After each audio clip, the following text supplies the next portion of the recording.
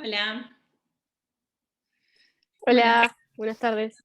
Buenas Buenas tardes. tuve un problema para conectarme hace rato que estaba intentando, me contacté con alguien de la facultad, bueno, me pasaron otro ID, así que bueno, disculpen la demora, pero me costó entrar. Bueno, no sé si hay alguien de la facultad Sí, conectado. Romina, Mariano, acá estoy. ¿Cómo estás? Bien, ¿vos? Bien. Bueno, listo, ya está solucionado. Perfecto, listo. Cualquier cosa me avisas. Dale, buenísimo, gracias. No, de nada. Bueno, chicos, buenas tardes. Comisión 2 de Derecho Penal. Bueno, les doy la bienvenida. La verdad que otro año nuevamente nos tiene conectados de esta manera, en forma electrónica, ¿no? Desde nuestros hogares. Pero bueno, esperemos que pronto volvamos a la presencialidad y si no, bueno, también incorporándonos de alguna manera, bueno, ver si esto vino para instalarse definitivamente, ¿no? Lo que es la tecnología, las conexiones mediante estas formas y por ahí cambiar un poco, ¿no? Estos paradigmas en la manera de dar clases. Así que bueno, nada, les doy la bienvenida. Mi nombre es Romina López, conmigo van a estar teniendo las clases los días martes, por ahí algún otro día, depende cómo después cambiemos con los profesores. Bueno, yo, no sé si tuvieron clases con el doctor Taza, tuvieron una. Pueden hablar todos, yo no tengo problema, si quieren, y si prenden Sí, tuvimos el jueves. Si prenden las cámaras, mejor, porque... Así que bueno. Bueno, tuvieron clases el jueves. El jueves fue la plenaria. Bien, perfecto. Y después, bueno, es la segunda clase, ¿no? Comisión 2. Bien. Bueno, en esta parte, ustedes vienen con un conocimiento de lo que se llamaría el derecho penal parte general, que estudian un poco cómo es la pena, cómo es la conducta, cómo se aplican las distintas formas de prisión, y lo que estudiaron también fue la forma de estratificada por ahí de una teoría del delito, una teoría de la culpabilidad y también alguna teoría de la pena. Entonces, bueno, todo ese conocimiento que nosotros traemos de la primera parte, ahora la vamos a ir aplicando a los tipos penales. Entonces, en esta parte lo que nosotros vamos a tratar de recordar cómo era esta estructura en donde nosotros analizábamos una conducta de un sujeto. Entonces, para el análisis, o sea, como para darle una introducción a esta parte específica, ¿no? Donde vamos a estudiar todos los tipos penales, y vamos a empezar con lo que tiene una protección más esencial, que es el derecho a la vida, ¿no? Y este bien jurídico en donde nosotros vamos a tener como primeras normas el homicidio, las lesiones, y bueno, y de ahí vamos a ir contra los delitos contra la propiedad y sucesivamente así entre todo el articulado, que también tienen un orden, ¿no? Por esta cuestión de protección, no protección en el sentido de amparo o tutela, sino en resguardo de lo que sería, ¿no? El derecho a la vida, por ejemplo. Entonces, si recordamos un poco cómo era esa teoría, ¿no? En donde nosotros hablábamos de una conducta, hablábamos que esa conducta podía reprochársele a un sujeto, decíamos que el sujeto podía actuar, o sea, dentro del delito, ¿no? Podía tener una conducta activa, que justamente es la persona que realiza el tipo penal, y este sujeto, además, que se lo puede llamar imputado, se lo puede llamar el denunciado, la persona investigada, ¿no? En una causa penal, puede ser cualquier persona en algunas circunstancias, o en otras el mismo articulado nos va diciendo que para revestir, por ejemplo, el sujeto reviste una calidad o condición específica, entonces, bueno, ya ese sujeto no va a ser, su sujeto activo no va a ser cualquier persona, sino que la norma nos va a ir determinando. Y después, el sujeto pasivo, ¿no?, de las conductas delictivas, va a ser la víctima, ¿no? Entonces nosotros analizamos la conducta, cuáles son las personas que intervienen, ¿no?, sujeto activo, sujeto pasivo. Después vamos a analizar cuál es la acción típica, y cuando nosotros analizamos y si recordamos cuáles son las acciones típicas, vamos a ir al verbo, entonces el que mataría a otro, el que lesionara a otro. Entonces, bueno, ahí ya vamos a ir analizando de acuerdo a la norma que vayamos a estudiar esto. ¿Cuál es la acción? Después, algunas normas penales, lo que tienen, cuando las vamos analizando en específico, ahora no porque estamos recién empezando, lo que tienen es alguna indicación si esa norma me remite a otra, o si yo tengo que completar la interpretación normativa con alguna otra circunstancia, que también nos los va a ir indicando la norma. Y después, esto se llamaría lo que es el tipo objetivo, en donde yo analizo estas cuestiones, a los sujetos, la conducta, la acción, el resultado, obviamente el daño, por ejemplo. Y después, en el tipo subjetivo, lo que voy a analizar ya es la conducta, si el sujeto actuó con dolo, si ese dolo es directo, si ese dolo es eventual. Y después, bueno, el resultado que ocasiona la conducta del sujeto, ese resultado me va a indicar si la conducta se consumó, si el hecho se consumó, o si ya entraríamos en una cuestión de previa a la consumación, si ese delito puede o no ser tentado. Bueno, esto como una breve introducción, ¿no?, de lo que sería lo que vamos a analizar en cada tipo penal. Ahora yo no tengo un pizarrón acá en mi casa, pero generalmente yo les pongo, ¿no?, en el artículo que vamos a ver, que son el delito de lesiones, lo que vemos, les voy a poner, no sé, en el tipo objetivo vamos a analizar los sujetos. El sujeto activo, bueno, ¿quién es? El sujeto pasivo, ¿quién es?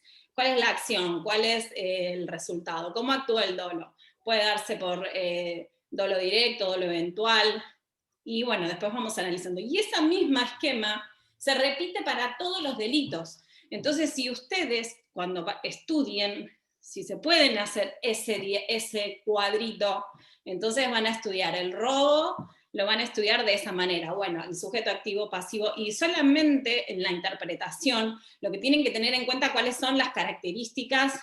Claramente vamos a estudiar la pena, ¿no? La pena es un componente también importante. Pero bueno, la pena ya está establecida en el código. Pero si ustedes pueden ver, si ustedes pueden analizar y desmenuzar con estos puntos que yo les indiqué, todas las normas penales las pueden plasmar en este esquema. Como si fuese un esquemita, lo hacen y van a tener una mayor interpretación, ¿no?, a la hora de estudiar los tipos penales. Bueno, en fin, eso sería como una introducción a cómo van a ser, ¿no?, las clases. Si ustedes quieren hacer alguna pregunta, me dicen, no sé, levantan la mano. Yo no sé si tengo que, si hay alguien en espera para ingresar o no. Bueno, me van avisando porque por ahí yo, como estoy hablando, estoy prestando atención a otras cosas. Me gustaría, les hice, esto voy a cerrar esto porque si no, ahí está. Denme un segundo. La fecha del examen ya la tienen, ¿no? ¿El 4 de mayo? Sí. Perfecto, sí, gracias. Y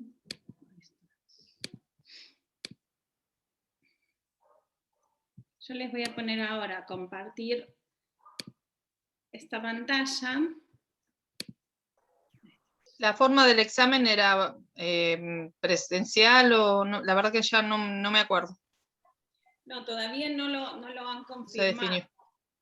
Pero bueno, esperemos que volvamos a que pueda ser presencial. No sé si hay algunos estudiantes que están en otras ciudades de la comisión.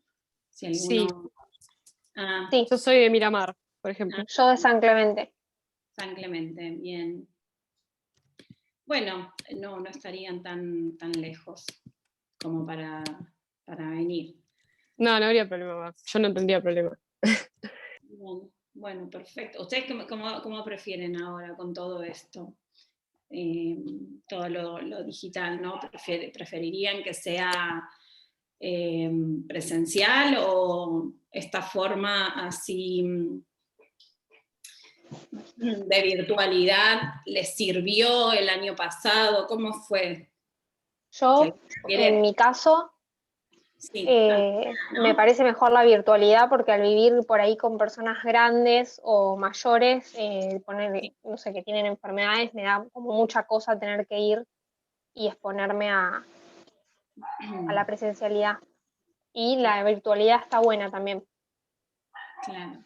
Sí, está bueno. Para mí es una herramienta. Tenemos que tener en claro, ¿no?, que nuestra facultad y nuestra carrera, la carrera que están estudiando ustedes, es una materia en donde uno estudia bastante solo, ¿no? No es como arquitectura u otras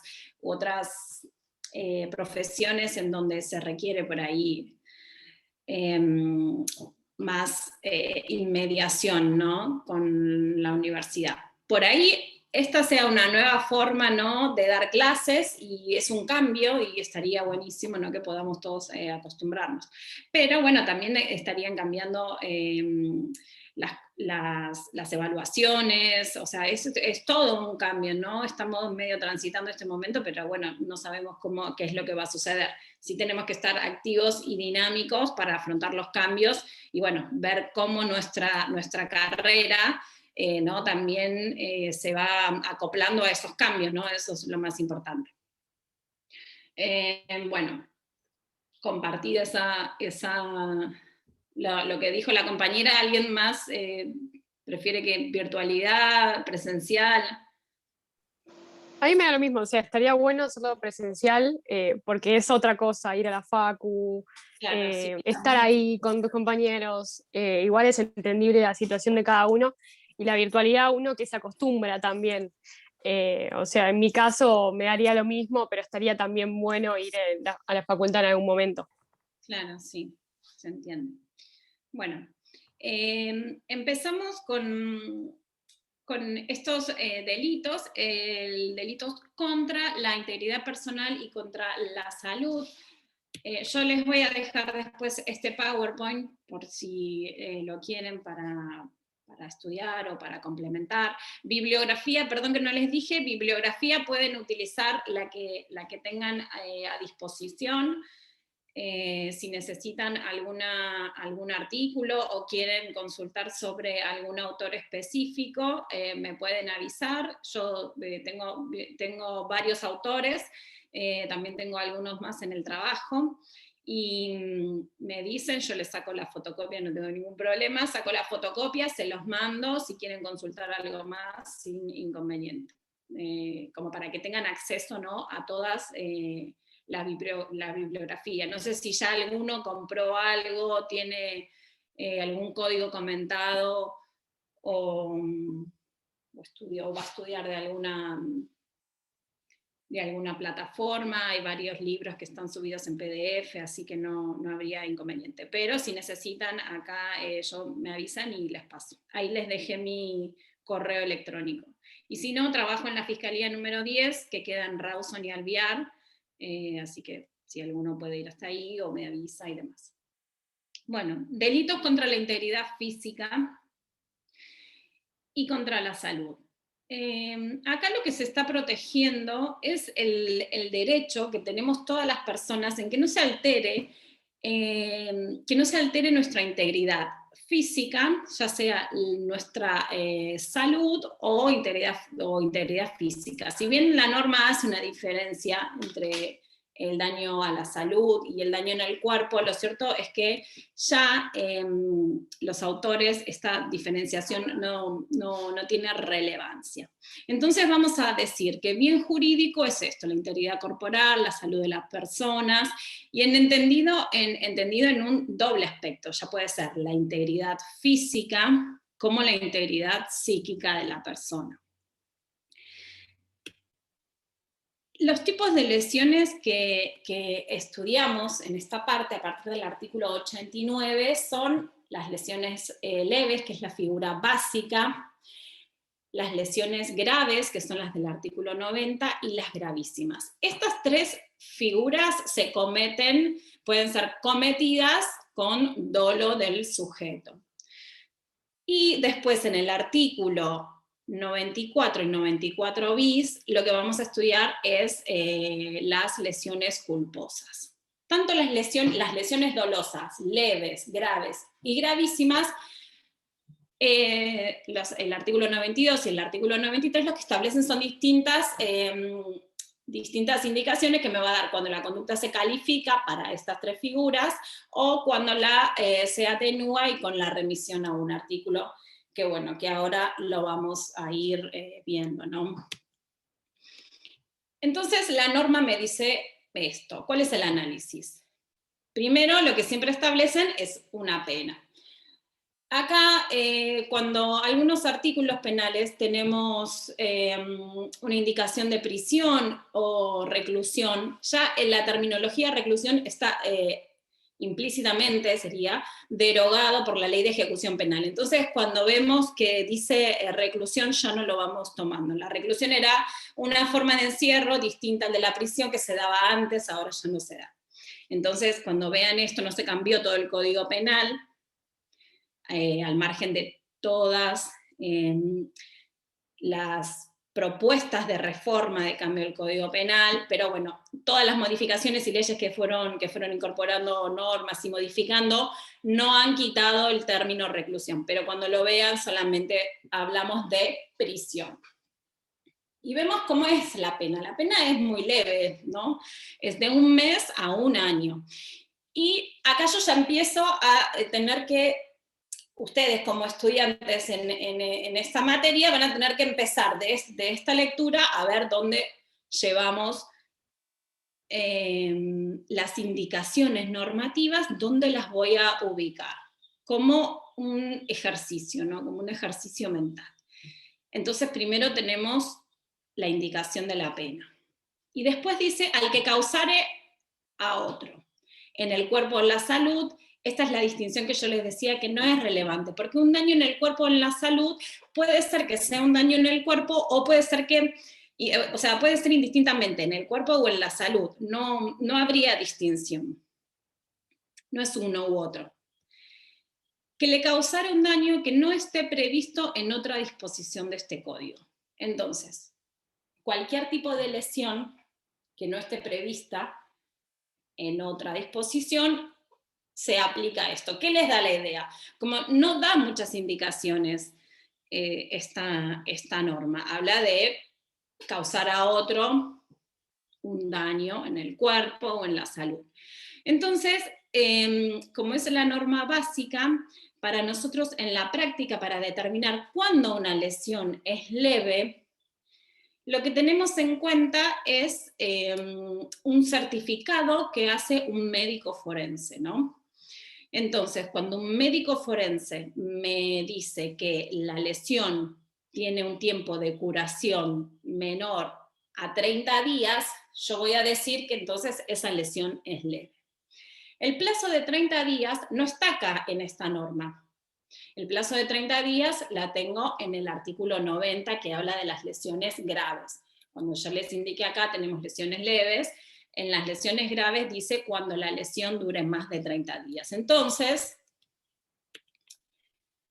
decimos que las lesiones leves son aquellas que duren menos de 30 días. Nosotros en la práctica hay una lesión, una persona, una mujer que es golpeada por su pareja y presenta un tipo de lesión, una contusión, una escoriación, o como la vaya detallando el médico forense. es importante la indicación del médico forense y el examen médico de la persona en el momento de producirse la lesión, porque generalmente este tipo de lesiones, por más insignificantes que sean, no suelen perdurar mucho en el tiempo, en el cambio de la persona, ¿no? Física, por ejemplo, una contusión, o sea, va a tener un tiempo de evolución, un moretón tiene determinado tiempo, entonces todo esto es importante, por eso la indicación del forense del tipo de lesión. Si su curación es menor a 30 días, entonces voy a tener una lesión leve. Esto lo sacamos por exclusión del otro artículo.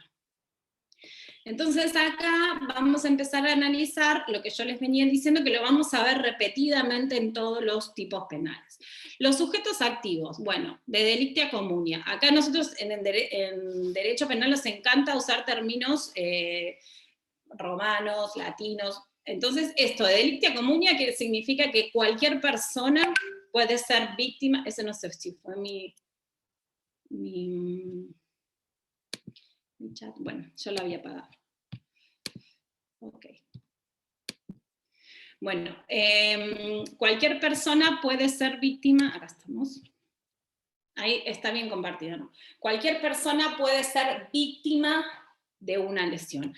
Pero ¿quién? Una persona que esté viva, ¿o no?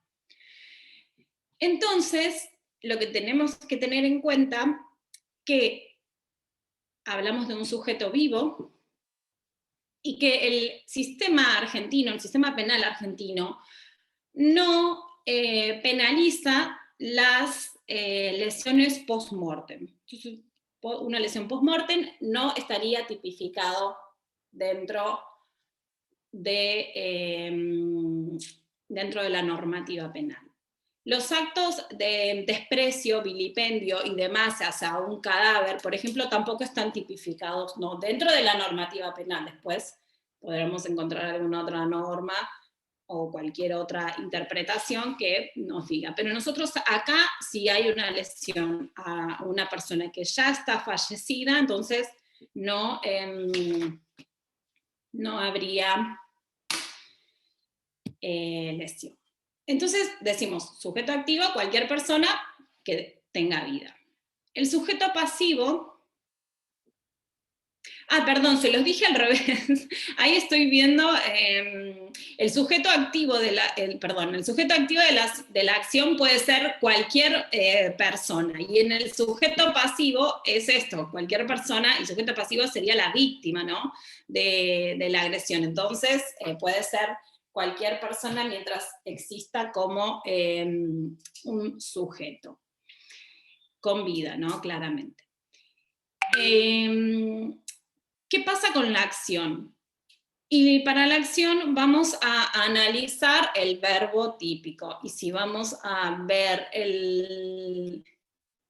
la norma, dice que ¿qué es?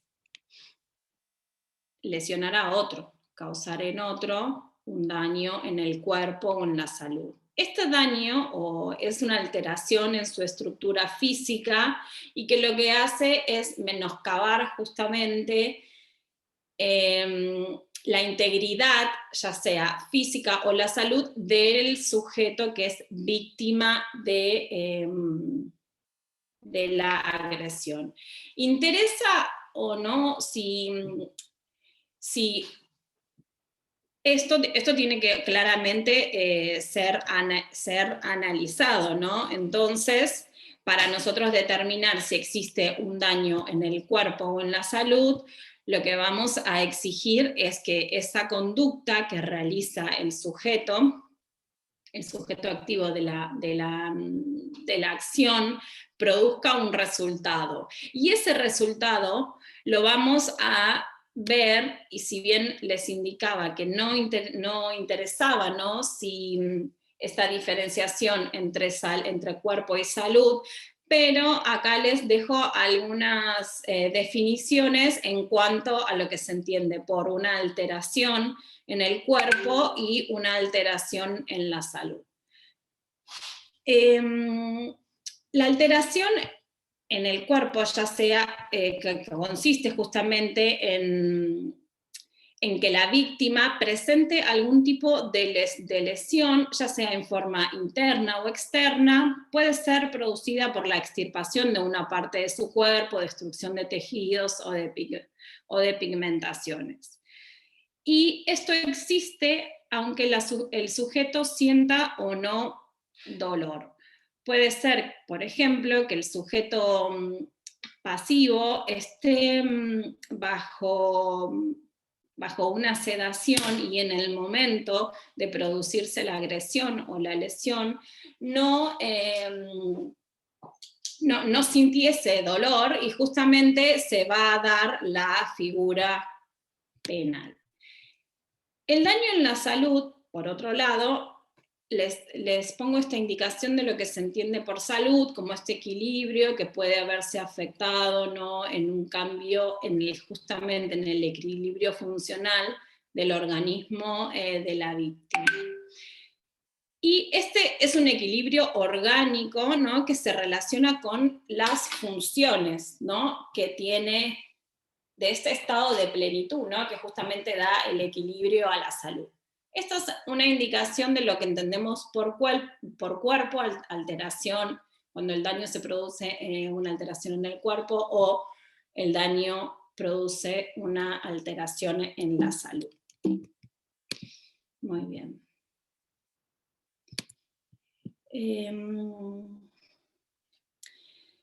Luego de analizadas estas cuestiones respecto al tipo objetivo, ¿no?, en cuanto a los sujetos y en cuanto a la acción típica, vamos a analizar cómo está compuesta la conducta, ¿no? Y justamente en esta figura penal, lo que establece es que se puede dar con dolo directo, o sea, el sujeto tiene la intención específica de causar una determinada lesión, o en el supuesto del dolo eventual, cuando la gente se representa esa posibilidad de lesionar a alguien y sin embargo no la rechaza.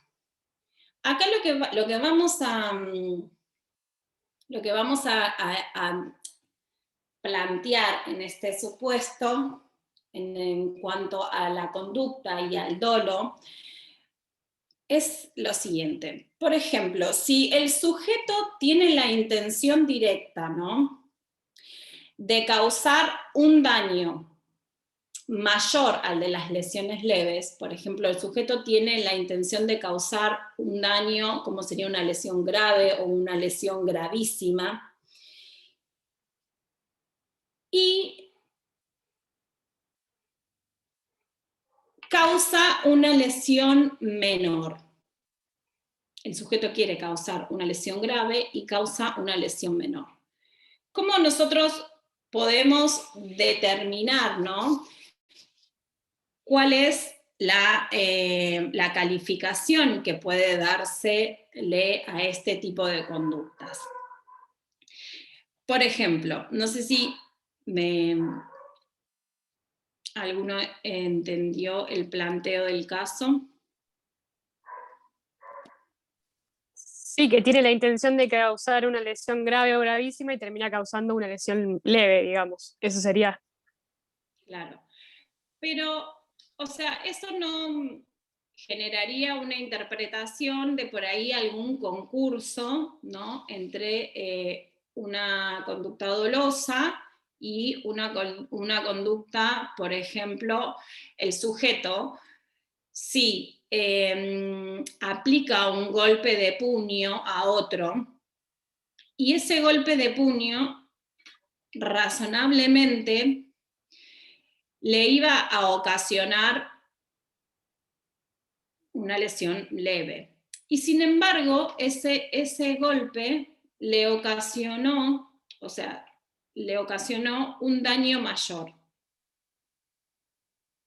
Entonces es ahí donde empiezan a tener que analizarse algunas cuestiones que tienen que ver con el concurso. Pero si bien nosotros con el concurso de los delitos y la tentativa para un caso cuando el sujeto demuestra una intención específica hacia causar un daño mayor, entonces vamos a tener una tentativa, ¿no?, de lesiones graves, y causa otro daño. Lo que quiero que quede claro es que si bien no hay una forma, no hay una estructura en cuanto a determinar una preterintencionalidad en las lesiones, sí lo hay en el homicidio, vamos a tener que analizar siempre cuál es la conducta y cuál es la intención del sujeto.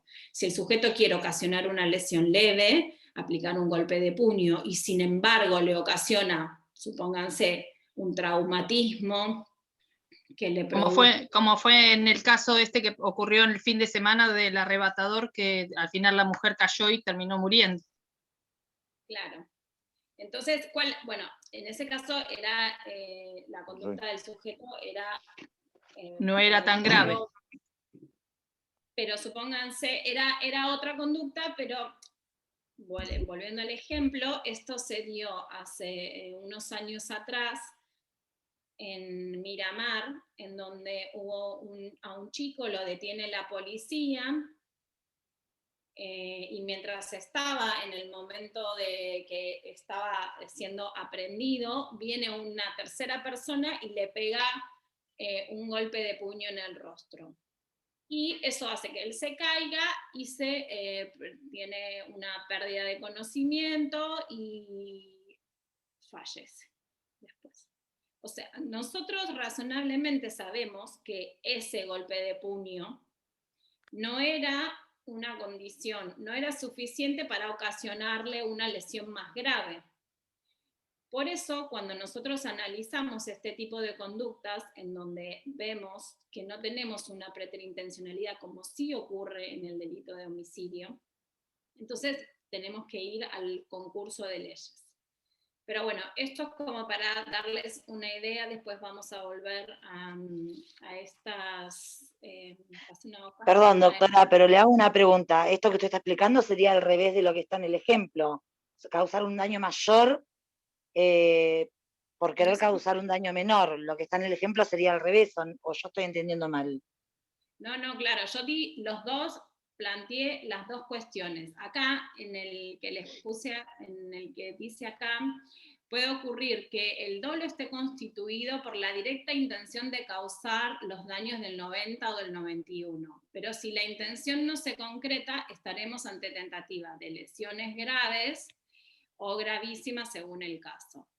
¿Y cómo se determinaría qué tipo de daño quisiera causar la persona y termina causando un daño menor? Bueno, por eso les digo que siempre hay que analizar la conducta del sujeto.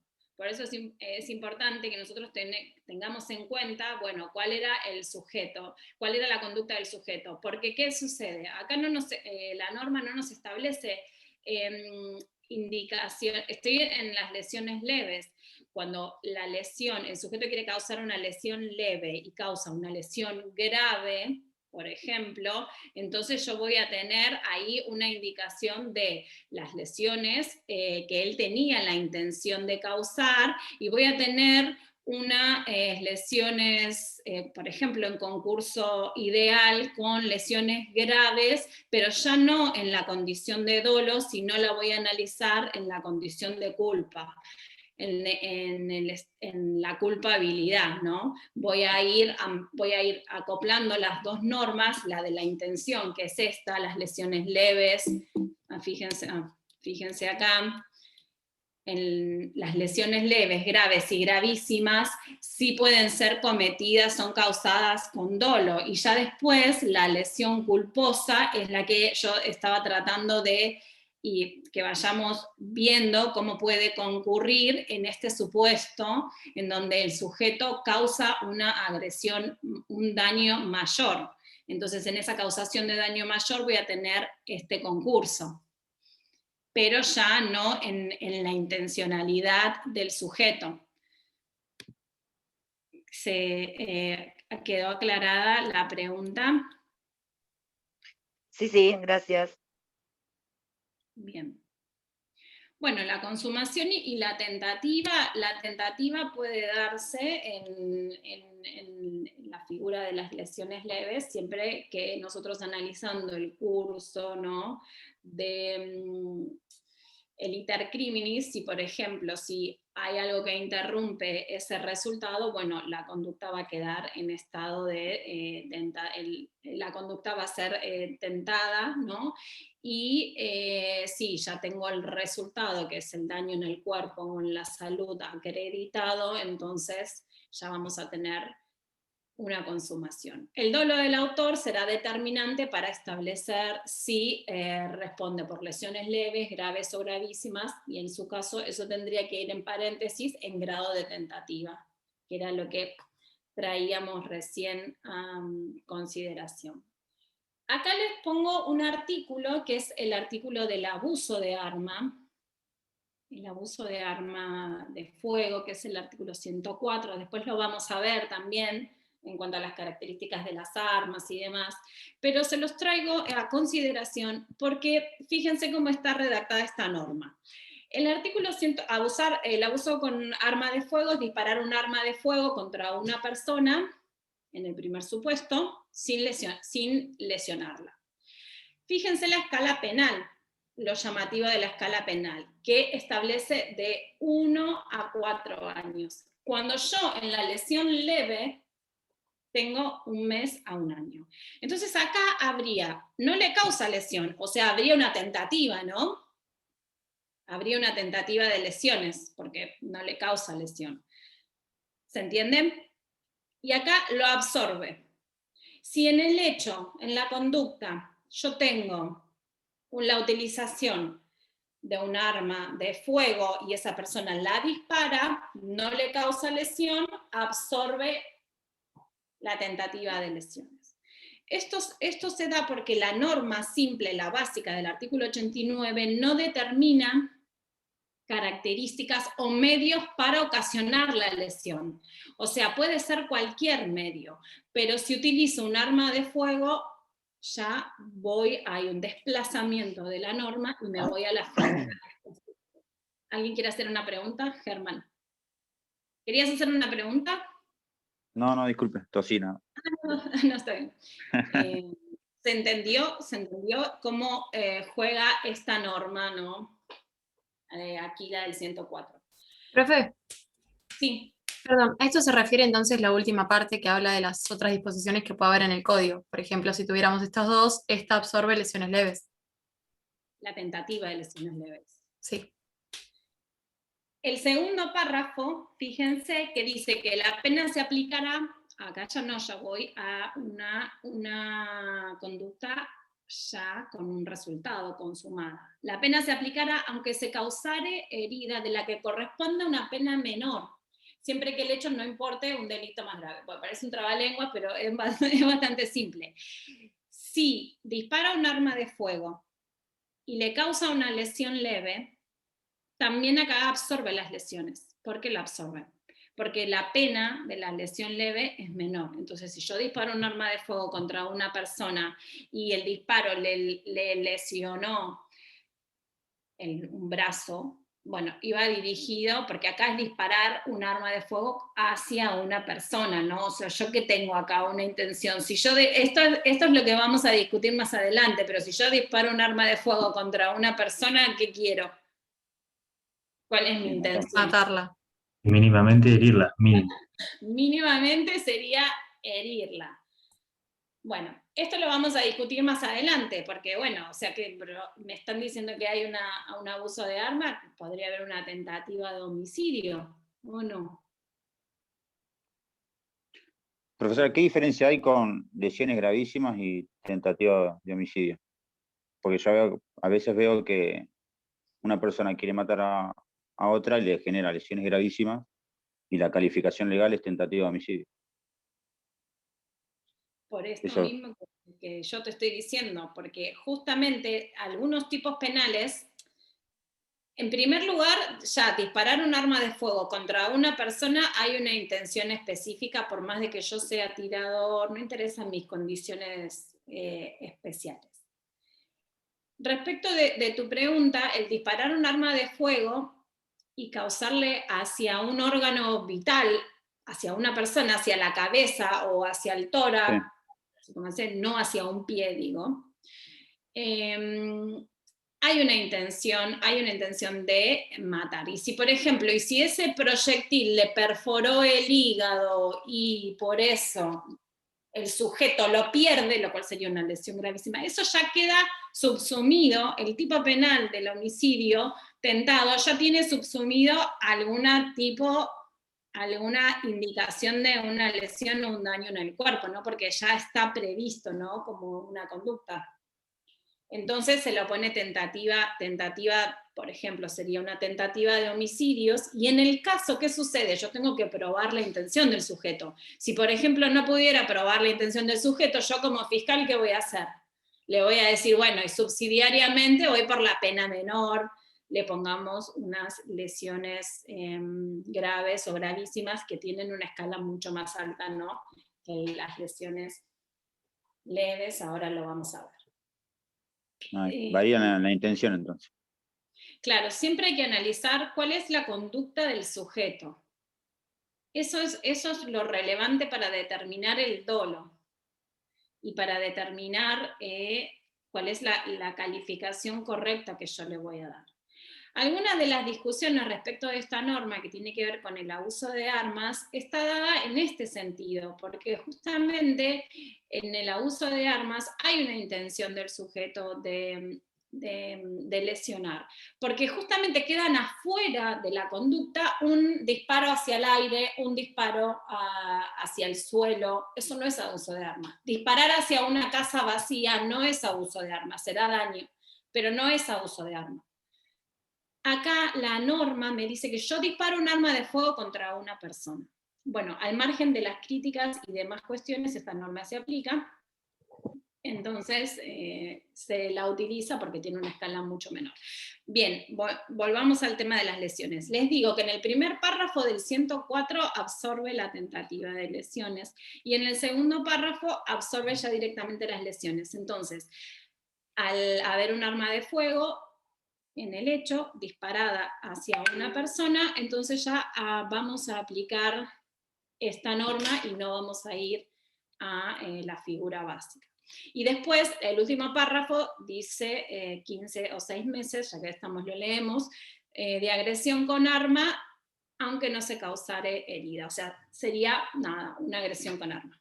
¿Qué armas? ¿Qué arma? ¿Un arma de fuego o cualquier arma? De fuego. De fuego. No, toda arma. Toda arma. Toda Sin arma que no sea distinción. fuego. También puede ser arma blanca. O un arma impropia, por ejemplo, una piedra que se use y se haga un daño. En ese Cualquier caso, porque dice elemento. toda arma. Claro.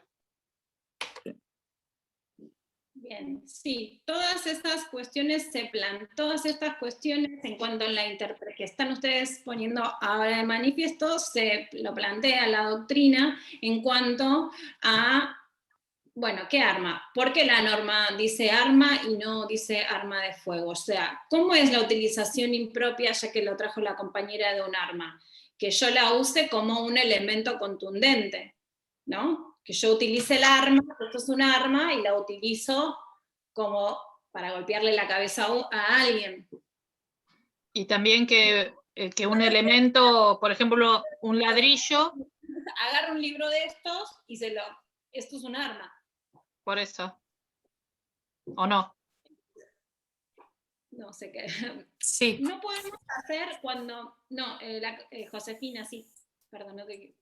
No, a lo de Alicia, creo que sí, que sería así. O sea, en realidad el arma impropia sería un elemento que no está destinado para agredir a la persona o para incrementar la fuerza física de las personas, y se utiliza para hacerlo. Por ejemplo, lo que dijo, si entendí bien, lo de la profesora, lo del libro, ¿no? Claro, o yo Sería decía un así. ladrillo, por ejemplo. Claro. Darle un ladrillo. Entonces parecería que cualquier cosa puede ser un arma.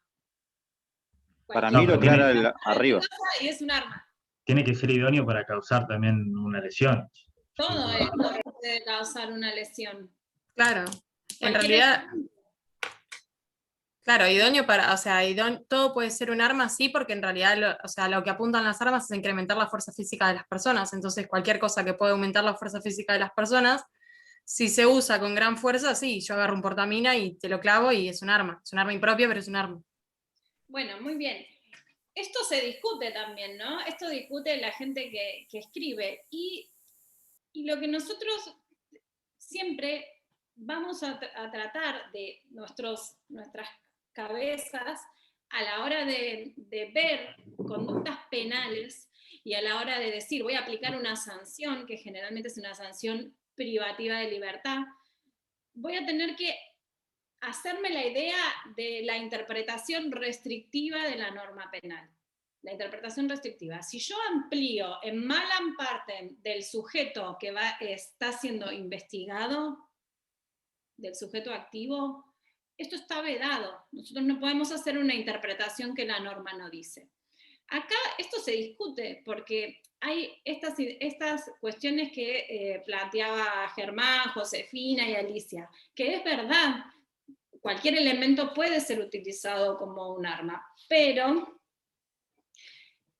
no podemos hacer una interpretación donde la norma no dice.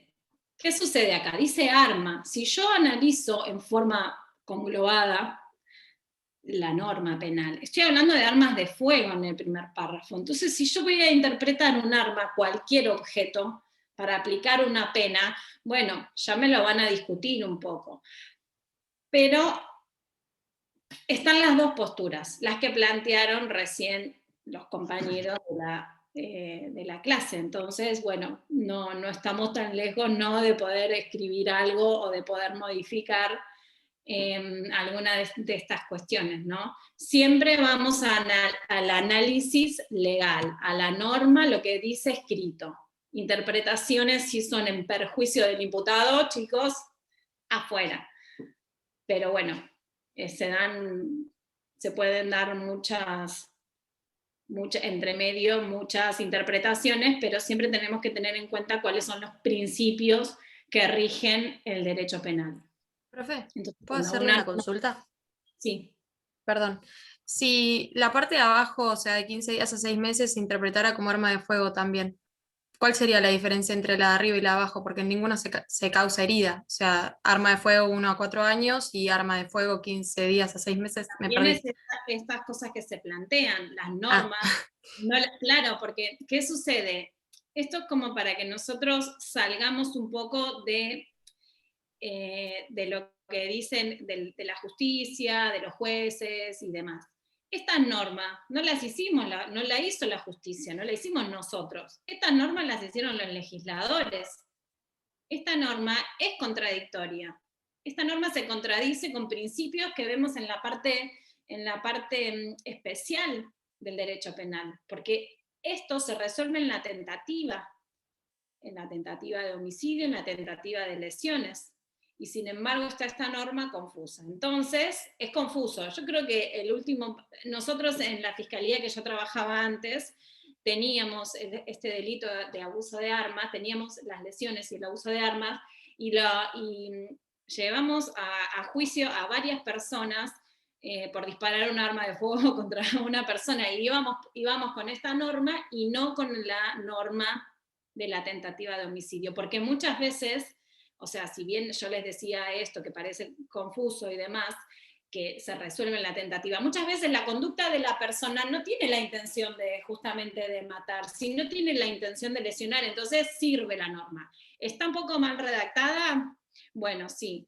Durante el tiempo que yo trabajé en la fiscalía, nunca aplicamos el último inciso, que podría ser cualquier agresión con arma, puede ser un cuchillo, puede ser un arma blanca, como decía la compañera, puede ser, pero bueno, nada, son interpretaciones. Las normas las hacen en la legislatura, las normas las hacen los que proponen las modificaciones de los códigos, y nosotros las interpretamos, tratamos de ajustarla a los principios, y de que desde ese embudo, que se acuerdan que hablaba Zaffaroni y se estudiaron de ahí, o sea, vamos a achicar lo más posible el poder de policía del Estado. que el poder de policía del Estado, de la fuerza, ¿no?, del Estado, es solamente vamos a aplicar la pena cuando se den el tipo penal sea atribuible a una persona que haya realizado una conducta y que esa conducta sea culpable y que ese sujeto sea culpable y demás cuestiones que analizamos en la primera parte. Bien, Entonces, no bueno, estaba tan perdida. Gracias. Para finalizar, bueno, eso, nos quedamos con esto. Lo importante que tenemos que tener en cuenta es que esta norma absorbe las lesiones. Esto no puede pasar muy bien. ¿Qué es el consentimiento? Estamos en una lesión leve y en este tipo de... me paso para allá. Y el consentimiento, bueno, es un principio, ¿no?, del derecho romano, este volenti non fin injuria, que ¿qué es lo que me dice? Que cuando el sujeto pasivo presta consentimiento para producirse una determinada lesión de estas condiciones, entonces la conducta sería atípica. Pero este consentimiento tiene que ser anterior a la acción, tiene que mantenerse en todo momento y debe ser brindado en forma expresa. A su vez tiene que ser válido. ¿Qué significa? Que no tiene que haber ni error, ni engaño, ni intimidación del sujeto.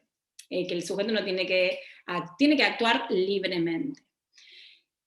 Pero ojo también, porque si bien la integridad física es un bien que puede ser disponible por la integridad física y la salud, puede ser disponible por el titular, ¿no?, del bien jurídico, hay un límite que no puede afectar, acá les puse, la dignidad de la persona. Entonces, tenemos que tener en cuenta el consentimiento. Creo que les había puesto acá, por ejemplo, un consentimiento vuelve atípica una intervención quirúrgica, ¿no?, claramente. O en aquellos deportes extremos, boxeo, los de lucha, en donde saben que van a ocasionarse una lesión, son propensos a las lesiones, entonces, bueno, ellos prestan este consentimiento y ese consentimiento informado y demás, bueno, excluye la conducta típica. Después no lo van a ir a perseguir penalmente al agresor, ¿no? El consentimiento nosotros es una interpretación doctrinaria, no lo teníamos legislado en forma expresa en el Código Penal. Entonces esto generaba determinados planteamientos en cuanto, no en esta figura, pero sí en la trata de personas. Entonces hubo una modificación en el artículo 145 bis del Código Penal, si no lo dije mal, lo tengo, bueno, después lo chequean. Sí, el 145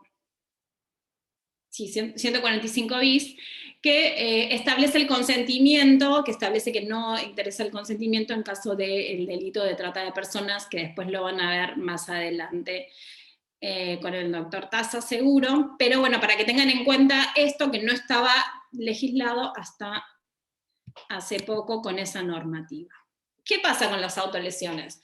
Las autolesiones no son punibles. Si yo agarro un cuchillo y no es punible. Pero ¿qué sucede con las autolesiones en muchos casos? En los lugares de encierro, en las unidades penales, muchas de los internos se autolesionan. Re llamativo, ¿no? Las autolesiones ahí.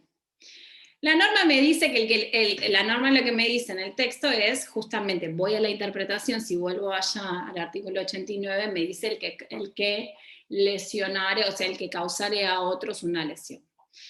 Bueno, en estos casos de autolesiones en el penal, que son en donde más se producen, generalmente estas causas se desestiman, estas denuncias se desestiman, pero bueno, cuando se advierte una lesión leve, ¿no?, donde tiene una curación menor a 30 días. En estos casos, bueno, queda en la nada. No sabemos si son autolesiones o no, pero supónganse que sí. La subsidiariedad del tipo, bueno, esto más o menos yo se los venía diciendo, estábamos analizando el artículo 89, que es la figura básica, no sé, ¿qué tengo hasta las 8, no? Sí, hasta las 8. Bueno, estábamos viendo el tema de la subsidiariedad. esta figura, vemos la figura básica del 89, porque ya las figuras calificadas me van a dar determinadas indicaciones que ya voy a ir a esa norma.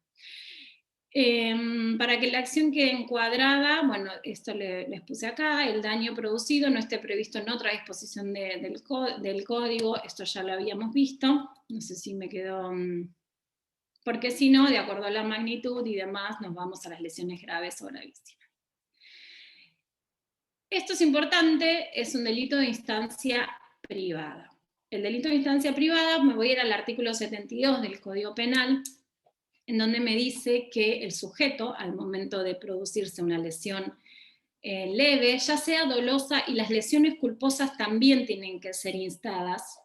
El sujeto, cuando va a hacer la denuncia, va a la comisaría, bueno, vamos a poner un caso de una mujer, va a la comisaría y denuncia que el marido le pegó y no insta la acción penal. No insta la acción penal. ¿Qué hace? ¿Qué hace el Estado? Actúa de oficio. Bien. ¿Puede actuar de oficio? Y si la señora dice, no, bueno, no se meta en mi vida privada. Yo le dije que no. En realidad no debería. No o sea, puede. lo lógico sería que lo hicieran porque es algo que a la sociedad le importa, pero no se puede porque es de instancia privada y como influye su intimidad, no tendrían que meterse en la intimidad de la señora, según Bien, entiendo bueno, yo. Para ello tenemos estos dos conceptos que es razones de seguridad o interés público. Si nosotros dentro de estos dos preceptos que nos encanta a la gente del derecho a crear, ¿qué entendemos? Orden público. Puede ser una cuestión de orden público la violencia hacia la mujer, la violencia hacia... No quiero distinguir en géneros, ¿no? Hay violencia también hacia los hombres. Puede ser una cuestión de orden público y el Estado actuar de oficio. ¿Sí o no? Y bueno, claramente que sí, porque si vemos que, y vamos a tener que analizar, bueno, si la conducta es primera, si la persona actuó, fue víctima de agresiones por parte de su pareja reiteradamente, y reiteradamente pone en conocimiento ante la autoridad policial sobre la lesión, y luego no insta la acción, igualmente se corroboran las lesiones, porque todo esto tiene como un protocolo que ya está muy establecido, ¿no? En cuanto se refiere a la violencia doméstica. Entonces, bueno, la Fiscalía podría actuar de oficio y llevar una causa adelante, pero con todas las trabas que esto genera de llevar una causa adelante cuando estamos hablando de una instancia privada. Entonces, ojo, mucho cuidado con estas interpretaciones, porque a veces no es tan fácil llevar adelante causas en donde las víctimas no usan la acción. Siempre hablando de lesión de él. Profe. Profe, ¿se escucha? Sí. Sí, buenas tardes. Yo le quería hacer una consulta. En este caso, por ejemplo, de una mujer que la golpea el marido o algo de eso, va y radica la denuncia en la comisaría, ya no hay una causa así que comience a dar impulso, o sea, por esa denuncia. No, sí, justamente estoy diciendo eso, que puede la Fiscalía actuar de oficio amparándose en esta cuestión de interés público.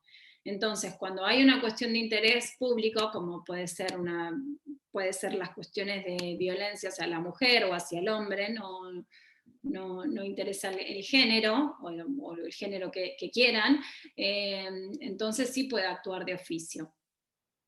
Pero bueno, actúa de oficio con varias limitaciones.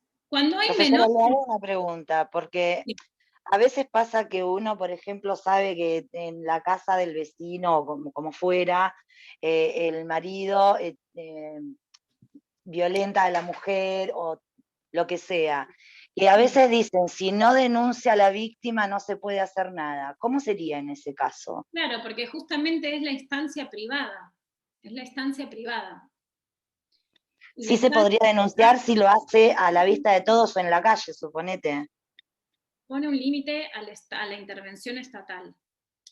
siempre y cuando estemos hablando de este tipo de lesión. Después actúa de oficio en todas. Por eso les digo que en las lesiones leves del 89 y en las lesiones culposas se debe instar la acción penal. Si la víctima no, eso es un límite, porque es un derecho constitucional que nos asiste, por más de malo que nos parezca. Acá hay un límite hacia la intervención estatal. Cuando hay niños, no. Cuando hay niños se denuncia y vaya donde vaya, va la policía a la casa a buscar a quien sea, a llevarse al niño, hay normativas. Cuando hay menores, no hay forma, se actúa de oficio, sin importar. Generalmente estas causas, cuando hay menores, ¿qué sucede con el menor? No va a ir a denunciar. Entonces, actúan distintos sistemas ya que están en la sociedad, como es el colegio. Por eso es muy importante que también en esta situación los niños vuelvan al colegio, porque el colegio no solamente es un lugar de enseñanza, sino que es un lugar donde se advierten determinados conflictos familiares que pueden sufrir los menores. Y claramente el hospital tiene la obligación de realizar la denuncia de oficio, y se debe dar intervención. Entonces muchas veces nosotros nos encontrábamos en la fiscalía con denuncias de los colegios, y esto ahora, bueno, yo no estoy más en esa fiscalía, ahora estoy en delitos económicos, pero era muchísimas denuncias en donde los directivos ponían, bueno, el chico vino un día con esta lesión, al otro día vino con esta, al otro día no se presentó en el colegio. Bueno, ahí ya todo el sistema va hacia la protección, va hacia las intervenciones de los centros municipales, centros provinciales, entonces ya hay como una cuestión más protocolizada cuando hay menores. También lo hay cuando hay mujeres víctimas de violencia, que son muchas también.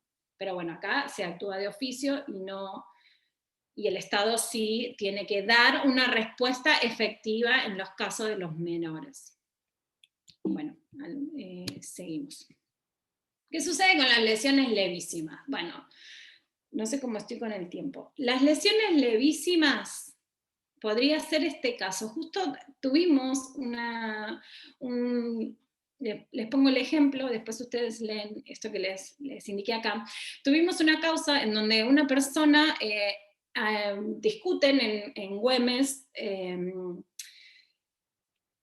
una discusión de automovilística, quería uno estacionar en un lugar y demás, y se baja un conductor y le pega una cachetada a la conductora del otro vehículo. Entonces le ocasiona una lesión leve. ¿Cómo sería una cachetada? La chica fue a hacer la denuncia penal y la mandaron a cuerpo médico. Es así. ¿Cómo funciona? Vos tenés una lesión, víctima de violencia o cualquier tipo de lesión, vas a la comisaría y directamente te derivan a cuerpo médico para que te vea un médico forense. El médico forense es objetivo y va a determinar si el sujeto, cómo estaba el sujeto, cómo se presentó, qué tipo de lesión, cuánto tiempo de curación y demás. Lo puede hacer un informe médico privado, pero va a estar sujeto a que el Estado diga, bueno, si se causó o no, si esa lesión está bien diagnosticada o no. Puede hacerlo de forma privada, pero tiene que verlo un forense, ¿no? Entonces, bueno, la chica va a hacer la denuncia, la derivan, y presentaba una escoriación, o sea, tenía una mejilla sonrojada. Esa lesión, nosotros, bueno, corroboramos el hecho, testigos, todo, después que tienen que ver con cosas procesales respecto de la acreditación material del delito, no solamente la autoría, sino que materialmente tenemos que acreditar, a ver si se produjo o no tal ilícito, y lo citamos a prestar declaración como imputado en la causa. Lesión leve. La chica instala acción, todo, bueno. Y no declara, utiliza el 308 en el ámbito de la provincia de Buenos Aires, la persona puede no declarar, y la no declaración no significa presunción de culpabilidad en su contra, sino que la causa sigue, o sea, es un derecho constitucional, no tenemos que autoincriminarnos, puede o no declarar. Entonces, la elevamos a juicio la causa y la defensa nos presenta pide el sobreseimiento del sujeto, del agresor, por insignificancia, afectación, o sea, no había una lesión, o la lesión, mejor dicho, era insignificante. Y trae a colación lo que dice Zaffaroni, Alagia y Slokar, es que se trataría de un supuesto de afectación insignificante al bien jurídico. Esto es el principio de bagatela, por ahí lo escucharon hablar, en relación a la tipicidad conglobante, que torna objetivamente atípica por falta de lesividad. Imagínense que nosotros le decíamos, o sea, pidieron el sobreseimiento.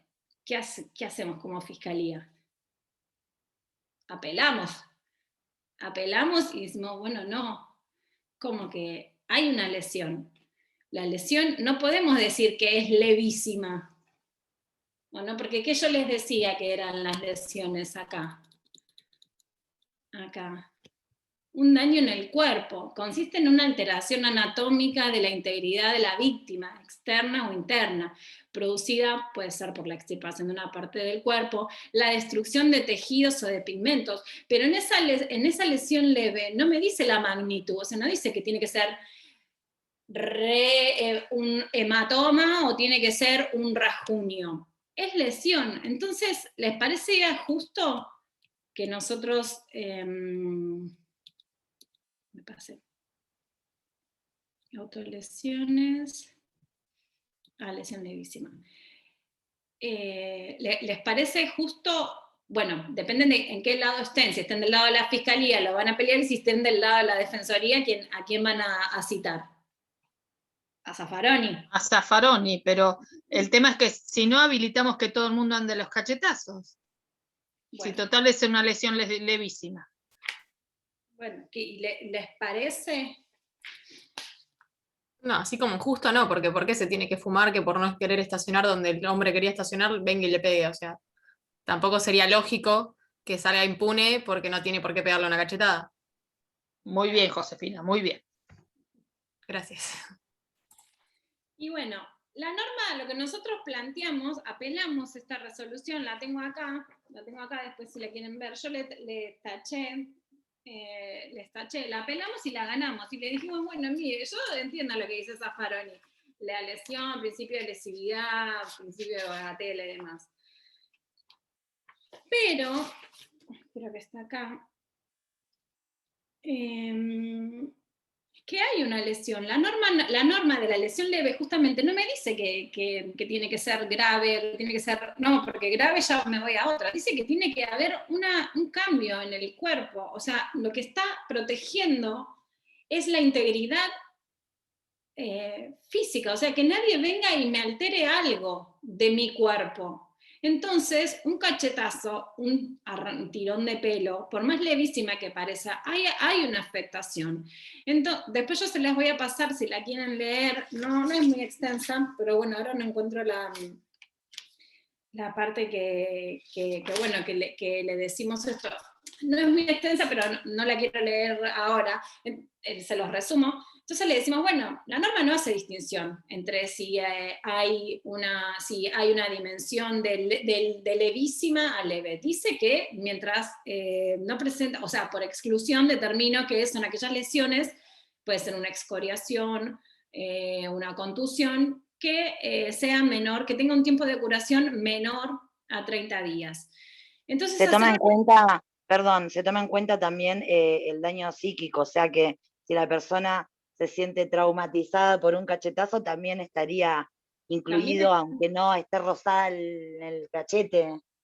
Claro, claramente. Entonces, bueno, planteamos esto y al sujeto fue una suspensión de proceso a prueba, que es una forma de finalización del proceso, ¿no? Nos llevaron a causa de juicio, pero bueno, cambiamos esto y pudimos decir esto, ¿no? O sea, el principio de lesividad está dado, no importa si es levísimo. Por ahí en otras cuestiones, en donde hay una mínima afectación y el principio de bagatela puede aplicarse. Nosotros entendíamos que en este supuesto, por más leve que parezca, debía ser reprochada esa conducta. Así que bueno, después se las puedo pasar. No sé si ustedes hacen grupo de WhatsApp o por ahí lo puedo subir a la página de la facultad donde suben toda la información. Vamos, ya como que estoy media pasada, ¿no? Tengo unos minutitos más, porque mi reloj... Ah, ya llegó. Bueno, las lesiones graves, de las lesiones graves a las lesiones gravísimas, lo que hay acá vemos que nos hacen varias indicaciones la norma, pero lo que tengo que tener en cuenta, lo que diferencia la grave y la gravísima es el debilitamiento, acá yo se lo subrayé, el debilitamiento, y es la lesión grave, hay un debilitamiento en un órgano, en un sentido, en la salud. Pero en la lesión gravísima hay una pérdida, eso es lo que tienen que tener en cuenta. Grave, debilitamiento, gravísima pérdida, ya sea de un órgano, del poder hablar, o sea, del uso de la palabra. Y la norma, en este caso yo les marqué debilitamiento permanente, el debilitamiento y la permanencia en las lesiones graves tiene que ser prolongada en un tiempo específico. ¿Interesa si la ciencia o la medicina actual puede curar o no esa lesión? Podría ser que la pueda curar, pero si esa lesión le produce un debilitamiento y aún con las intervenciones quirúrgicas la persona se encuentra en su condición funcional inorgánica debilitada, entonces la lesión va a ser igualmente grave. Esto así. Debilitamiento en un órgano, bueno, acá ya se los puse. Tienen que tener en cuenta que siempre estamos hablando en la cuestión funcional y no anatómica de los órganos. Bueno, acá les pongo el tema de, bueno, qué se entienden por los miembros, que son los brazos, las piernas. Dificultad en la palabra, bueno, esta forma de expresar nuestros pensamientos. La palabra se ve desarticulada, entonces hay una pronunciación no correcta, que también puede darse por cuestiones, por daños cerebrales, a los centros cerebrales, o por causas psíquicas. Peligro para la vida, este peligro lo que tiene que ser es cierto, concreto y específico para la vida, aunque muchos autores no están muy convencidos de esta indicación, pero bueno, se los dejo ahí. Y acá lo que les decía de la diferenciación entre la lesión leve y la lesión grave es esta, la inutilización para el trabajo por más de un mes. Entonces, cuando el médico me dice que tiene una inutilización para el trabajo por más de un mes, ya estoy hablando de una lesión grave. Si es menor, por descarte, voy a la lesión leve. El trabajo no se refiere al trabajo que realiza la persona, sino que a cualquier trabajo, no importa que el sujeto tenga o no trabajo, a eso me quería referir, y el tiempo me lo va a dar el artículo 77, el artículo 77 es como un comodín, ahí nosotros vamos a encontrar todas aquellas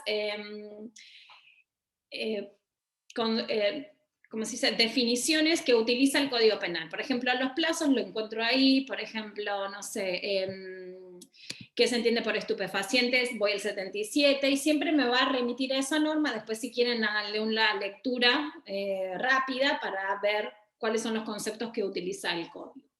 La deformación en el rostro, bueno, acá les hice algunas indicaciones de qué es lo que se entiende por rostro y cómo sería una deformación de ese tipo. Y las lesiones gravísimas, bueno, el aumento de la pena de 3 a 10 años. Y acá estoy hablando de la pérdida completa, ¿no? Pérdida de la completa, del sentido, de un órgano, de un miembro, o la capacidad para concebir. Solamente la capacidad para concebir, que puede ser actual, tiene que ser actual, presente y demás. Les pongo algunas esto se los paso, pero bueno, como para que vean a qué es lo que entendemos por enfermedad curable, por enfermedad mental o corporal, probablemente incurable, la inutilidad permanente para el trabajo, la pérdida de un sentido de un órgano, bueno, vamos a lo que decíamos antes, también la pérdida de la palabra, bueno, ya el sujeto no puede darse a entender, no como en el otro que sí podía darse a entender, en el de las lesiones graves. Pérdida de la capacidad para engendrar o concebir, y ahí les puse algunas indicaciones. Todas estas, la lesión leve, grave y gravísima, como les decía, estaba puesto en la primera diapositiva, es que el artículo 92 agrava la conducta y me remite en todos los supuestos que se agrava el homicidio. Entonces, si yo voy al artículo 80 y me dice cuando se agrava el homicidio, lo mismo sucede, va a agravar. Agravar significa que la escala penal va a aumentar, ya sea para las lesiones leves, para las graves y para las gravísimas. Y las va a atenuar, o sea, va a disminuir la escala penal cuando estemos hablando del 81, inciso primero, letra A, que es en situación de emoción violenta. Entonces ahí para cada figura va a disminuir la conducta. No sé si tengo un ratito más, o esto lo podemos ver la próxima clase. ¿Se entendió todo? Yo hablé mucho y no sé si tienen alguna pregunta. ¿Les quedó? Sí, se entendió, profe. Sí, se entendió, profe. Bueno. ¿Lo va a subir al campus, profe? Sí.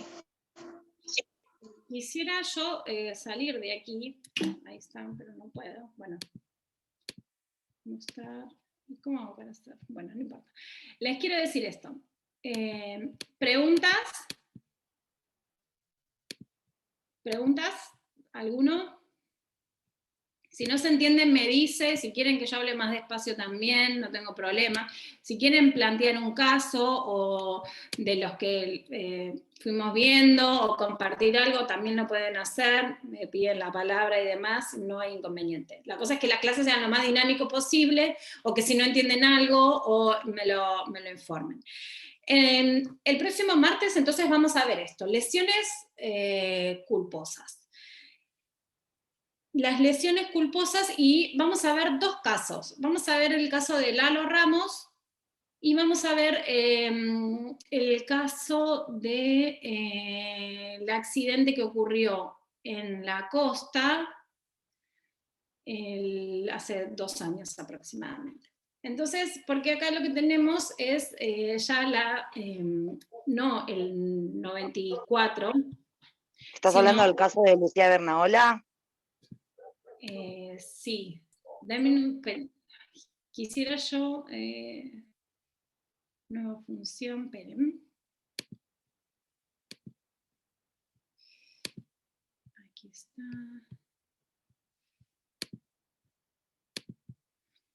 Denme un segundito que no sé qué toque. Bien. Lo que no puedo es dejar de compartir la pantalla. Bueno. Les estaba diciendo, vamos a ver 2 casos. Esta normativa, el artículo 94 y el 94 bis, fueron modificadas en el año 2017. Entonces, el caso de Lalo Ramos fue anterior a la modificación, y vamos a ver la forma de calificación en aquel momento y plantear una forma de calificación para si ese caso llegara a pasar en la actualidad.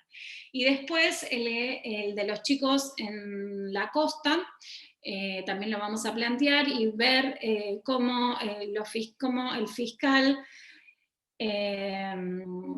imputa el hecho y la conducción del vehículo automotor y demás. Si bien una se relaciona con el homicidio culposo, pero bueno, tanto fue así, en el 2017 se modifican, el 84, todo lo que tiene que ver con los delitos culposos. El 84 se agrega el 84 bis, se modifica el 94, que es el de las lesiones culposas, y se agrega el 94 bis, que es la conducción, la calificación por la conducción de un vehículo con motor, y no ya automotor como decía antes. Pero bueno, esto lo vemos la próxima clase.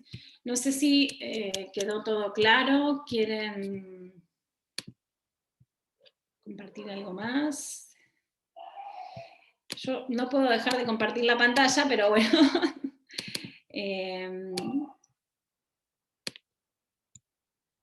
¿Algo que quieran plantear? ¿Quedó todo ok? Todo perfecto, profe, se reentendió. Bueno. Cualquier cosa, después les paso mi mail, me pueden hacer consultas y demás. Y bueno, finalizamos a las 8, ¿no?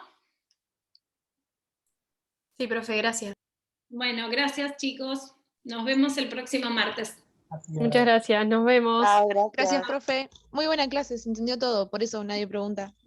Ah, bueno, bueno, gracias.